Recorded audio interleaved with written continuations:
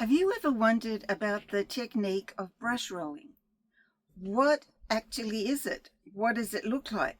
And what can you do with it? My name's Anica, and today we're going to look at all of these questions.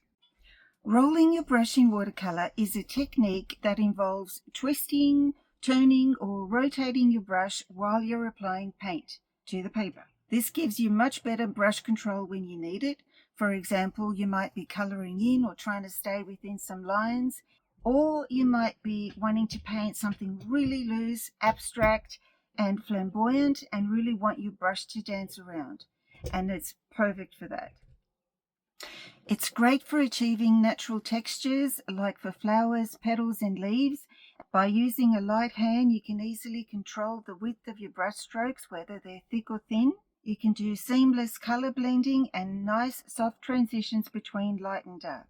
You may have noticed that the light's a little bit different. That's because we're in our motorhome today. We're on a road trip.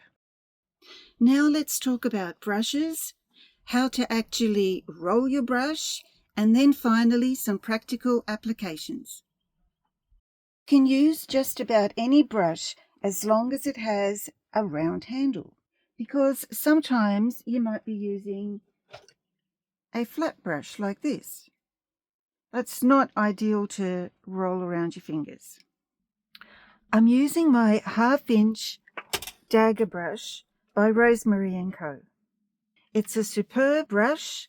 It's firmish in nature, it has a beautiful point, and it's just the right length to be easy to work with. As I refer to the parts of the brush, this is the tip, and the slanted side is the sword. I'm also using some Daniel Smith paints, and they'll be listed in the description below. What I'm going to do is make a tea-like consistency of this light yellow paint. It's called Nickel Titanate Yellow. And then I'll be dipping my brush into some quinacridone coral.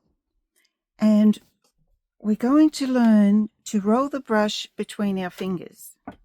So to do this, we have 5 fingers. And we can roll the brush like this. That's going forward. Or if we were to roll the brush backwards, we would do it on the middle finger, like this. Okay, let's try the first one, where we place the blade down onto the paper, rest the brush on our middle finger, and just roll forward. So blade down, sword down, and just give it a twist, a little roll with your 2 fingers. And what happens is when you roll with your 2 fingers, you move your middle finger out of the way so that the rolling happens between your thumb and your forefinger. So like this. I have moved my middle finger out of the way. We could do that again. Picking up some thin paint and a little bit of a nice bright color on the end. We'll do that again, and then we'll do something else.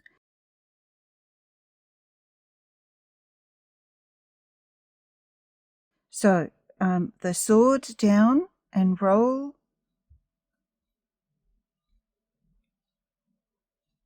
Between your 2 fingers. Now, as you can see, the movement is still quite narrow, but when we use more of our arm,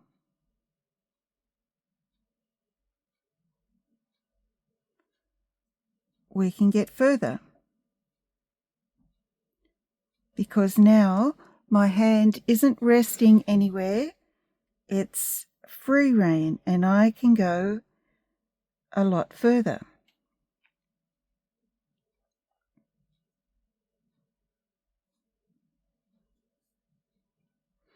All right, what if we were to try and just keep rolling 3 times, as in roll and go back and roll again and go back and roll again. So with the sword down, roll, back, roll, back, roll.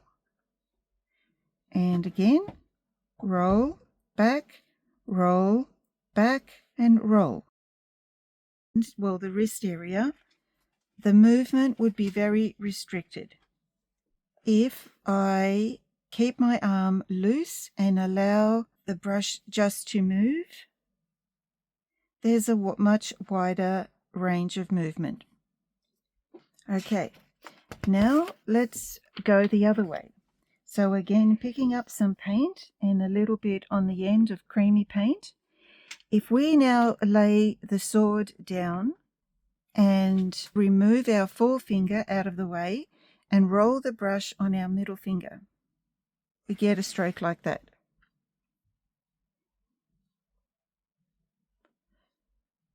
So laying the sword down and rolling on the middle finger.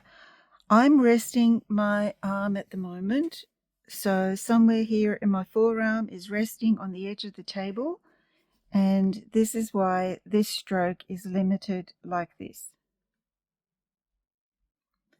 If I kept my arm off the table altogether,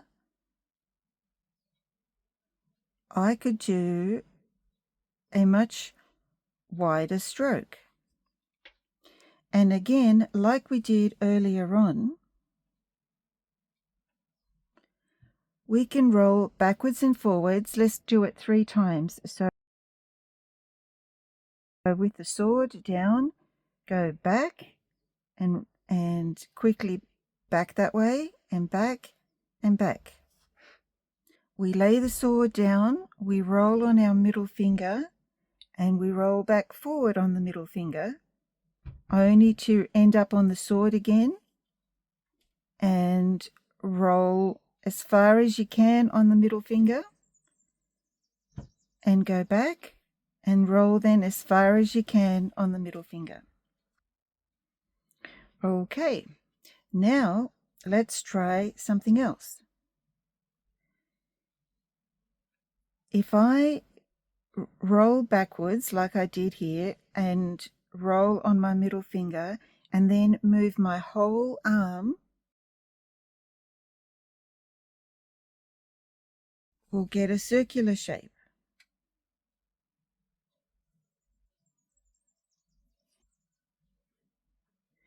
You need to be pretty comfortable where you're sitting so that you do have the movement that you need.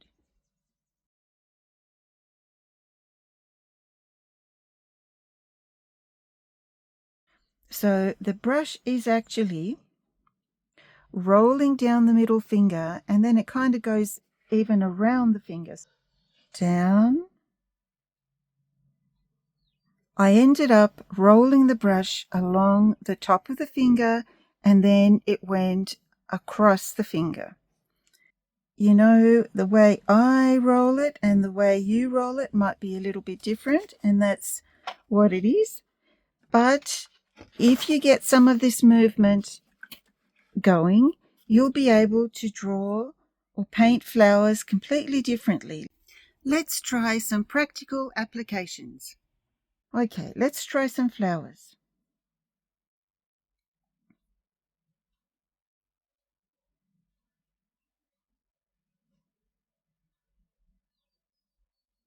This time, because I went over like this, I rolled between my thumb and forefinger sideways like this.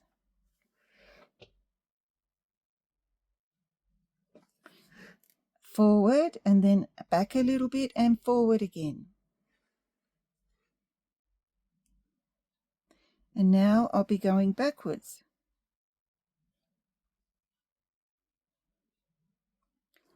So let's do that again. I'm going to the middle of the petal. So that happened like that.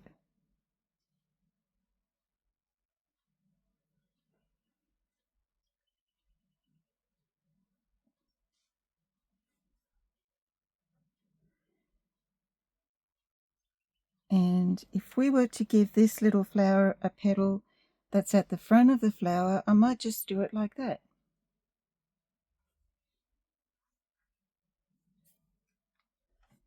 Okay, let's try again.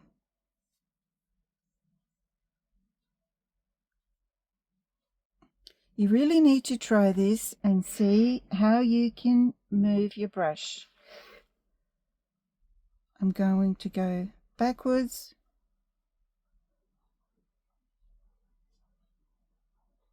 and like that. How about some leaves? Let's go for some yellow. Oh, it's very bright yellow, that one. Little bit of ultramarine blue in there. And now I'm going to dip the tip into the ultramarine blue.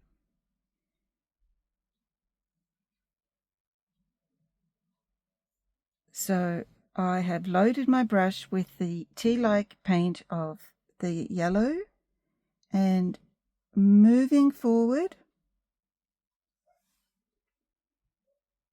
So, and around.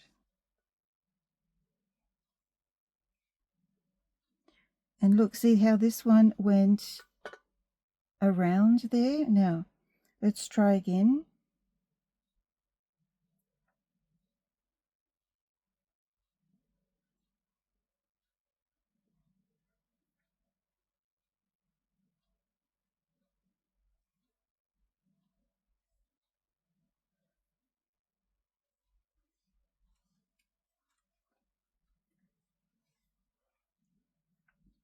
If you've enjoyed dancing around with your Dagger brush, subscribe and stay tuned for the next video all about rolling your rigger brush, and it'll be here in a few days.